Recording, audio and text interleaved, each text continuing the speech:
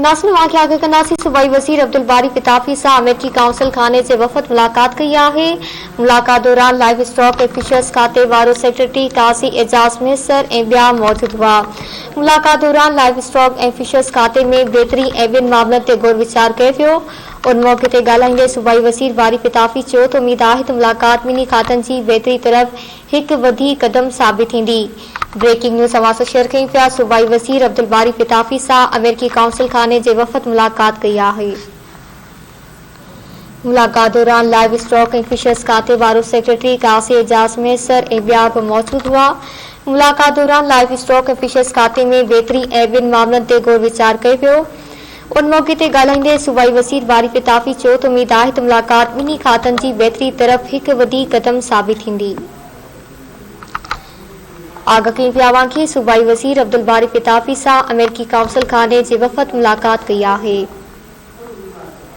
मुलाक़ात दौरान live stock ऐं फिशर्स खाते वारो सेक्रेटरी काज़ी एजाज़ मैसर ऐं ॿिया बि मौजूद हुआ। मुलाक़ात दौरान लाइव स्टॉक ऐं फिशर्स खाते में बहितरी ऐं ॿियनि मामलनि ते गौर वीचार कयो वियो। उन मौक़े ते ॻाल्हाईंदे सूबाई वज़ीर बारी पिताफ़ी चयो त उमीद आहे त मुलाक़ात ॿिन्ही खातनि जी बहितरी तरफ़ हिकु वॾी क़दम साबित थींदी।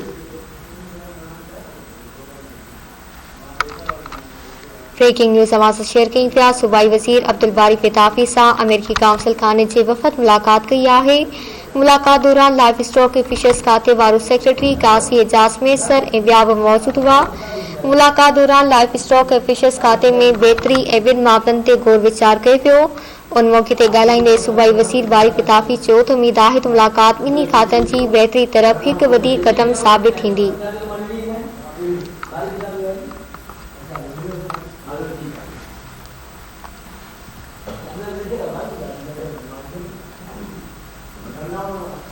आगाह कयूं पिया कि सूबाई वज़ीर अब्दुल बारी पिताफ़ी सां अमेरिकी काउंसिल खाने जे वफ़द मुलाक़ात कई आहे। मुलाक़ात दौरान लाइव स्टॉक ऐं फिशर्स खाते वारो सेक्रेटरी काज़ी एजाज़ मैसर ऐं ॿिया बि मौजूद हुआ।